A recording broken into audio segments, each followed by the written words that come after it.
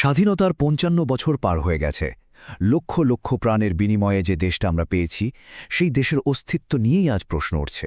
ভাবা যায়, কেন এমন একটা অদ্ভুত আর বিপজ্জনক পরিস্থিতির তৈরি হলো?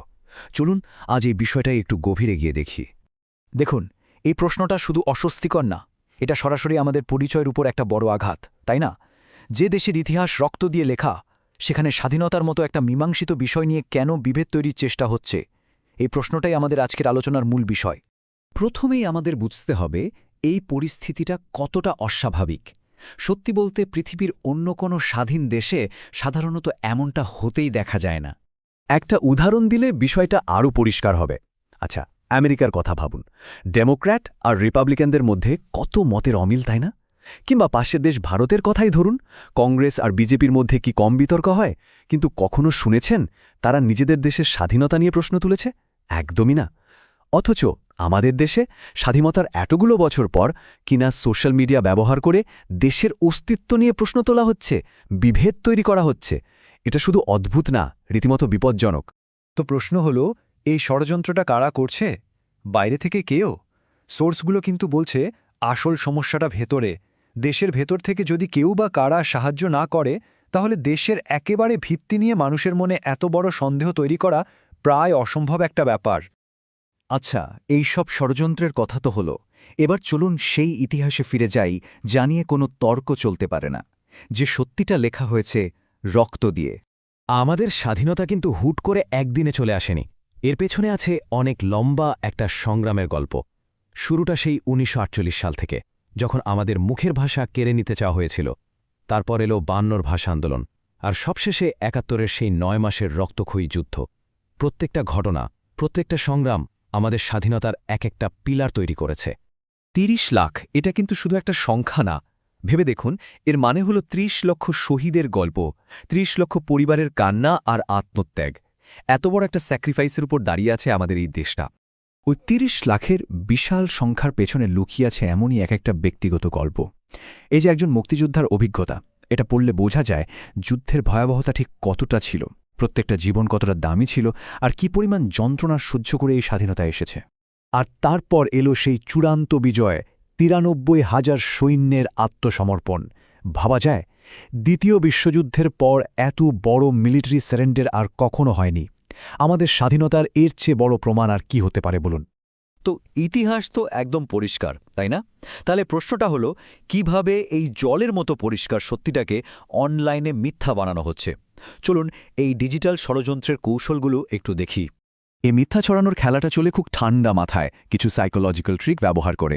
১ নম্বর, আপনার আবেগ উস্কে দেওয়া হবে, রাগ বা ভয় জাগিয়ে তোলা হবে। ২ নম্বর, একই মিথ্যা কথা আপনাকে বারবার বারবার শোনানো হবে যতক্ষণ না আপনার কাছে ওটাই সত্যি মনে হয়। ৩, অ্যালগোরিদম আপনাকে এমন একটা বাবলের মধ্যে ঢুকিয়ে দেবে যেখানে আপনার মনে হবে, আরে সবাই তো এই কথাই বলছে। আর ৪, যখন নিজের পরিচিত বা পছন্দের কারো কাছ থেকে কোনো তথ্য আসে, আমরা তো সেটা যাচাই না করেই বিশ্বাস করে ফেলি, তাই না? ব্যাস, কাজ হয়ে গেল। আর জানেন সবচেয়ে বড় ফাঁকটা কি? আমাদের ওভার কনফিডেন্স। একটা স্টাডিতে দেখা গেছে অর্ধেকেরও বেশি মানুষ, প্রায় ৫৫% মনে করে তারা ফেক নিউজ খুব সহজে ধরে ফেলতে পারে। আর এই ভুল বিশ্বাসটাই আমাদের সবচেয়ে দুর্বল করে দেয়। আমরা ষড়যন্ত্রের সহজ টার্গেট হয়ে যাই। আর এটা কিন্তু কোনো বানানো কথা না। Global policy journal, tech global ইনস্টিটিউটের মতো বড় বড় সংস্থা রিপোর্টে উঠে এসেছে যে বাংলাদেশকে টার্গেট করে রীতিমতো অর্গানাইজড ক্যাম্পেইন চলছে। এএফপি, ফ্রান্স 24, এমনকি আমাদের দ্য ডেইলি স্টারও এসব নিয়ে রিপোর্ট করেছে। ভুয়া বিশেষজ্ঞ, এআই দিয়ে বানানো ভিডিও, সবকিছু ব্যবহার করা হচ্ছে। আচ্ছা, অনেক তো হলো এই অর্থহীন বিতর্ক। এবার আসল কথায় আসি। এইসব বাদ দিয়ে আমাদের কোন বিষয়গুলো নিয়ে কথা বলা উচিত? দেশের আসল সমস্যাগুলো আসলে কি? আমাদের আসল আলোচনা কোথায় হওয়া উচিত? যেমন ধরুন স্বাস্থ্য খাতে। বিশ্ব স্বাস্থ্য সংস্থা কি বলে জানেন? প্রতি ১০,০০০ মানুষের জন্য ডাক্তার দরকার প্রায় ২৩ জন, আর আমাদের আছে মাত্র ৭ জন। চিন্তা করুন একবার, এই বিশাল গ্যাপটা নিয়ে কি আমাদের কথা বলা উচিত না? আর এই ডাক্তার কম থাকার ফল কি হচ্ছে? ফল হচ্ছে একজন রোগী ডাক্তারের সাথে কথা বলার জন্য সময় পান গড়ে মাত্র ৪৮ সেকেন্ড, ১ মিনিটও না। এইটুকু সময় কিভাবে একজন ডাক্তার ঠিকমতো রোগটা বুঝবেন আর চিকিৎসা দেবেন? এটা কি আমাদের জন্য একটা বড় প্রশ্ন না? শুধু তাই না, এর পুরো চাপটা পড়ছে সাধারণ মানুষের পকেটের উপর। চিকিৎসার মোট খরচের প্রায় ৭৪% আমাদের নিজের পকেট থেকে দিতে হয়। এবার বলুন, দেশের অস্তিত্ব নিয়ে বিতর্কের চেয়ে এই সমস্যাগুলো কি আমাদের জন্য বেশি জরুরি না? আমাদের আলোচনার বিষয় হওয়ার কথা দেশের প্রতিরক্ষা ব্যবস্থা আরও শক্তিশালী করা নিয়ে। শুধু গার্মেন্টস নয়, অর্থনীতিকে আরও বড় করা নিয়ে, টেকনোলজি আর ইনোভেশনে টাকা ঢালা নিয়ে। আর হ্যাঁ, খুব গুরুত্বপূর্ণভাবে দেশের প্রত্যেকটা সংখ্যালঘু সম্প্রদায়ের মানুষ যেন নিরাপদে আর সম্মানের সাথে থাকতে পারে, সেটা নিশ্চিত করা নিয়ে। তাহলে আসল দেশপ্রেম জিনিসটা আসলে কি? শুধু অতীত নিয়ে পড়ে থাকা, নাকি ভবিষ্যতের দিকে তাকিয়ে দেশকে এগিয়ে নেওয়া? এই বিষয়টা নিয়ে সোর্সে খুব সুন্দর একটা উপমা দেয়া হয়েছে। দেশটাকে একটা শরীরের মতো ভাবুন। আচ্ছা, শরীরে কোথাও ব্যথা হলে বা অসুখ হলে আমরা কি সেই অংশটা কেটে ফেলে দিই? না তো, আমরা চিকিৎসা করি। ঠিক তেমনি দেশের কোনো একটা অংশের মানুষ, কোনো সম্প্রদায়ের মানুষ যদি সমস্যায় থাকে, তাদের অধিকার নিশ্চিত করে সেই সমস্যার সমাধান করতে হবে, তাদের দূরে ঠেলে দিয়ে নয়। তার মানে আসল দেশপ্রেম কিন্তু দেশের অস্তিত্ব নিয়ে প্রশ্ন তোলা না।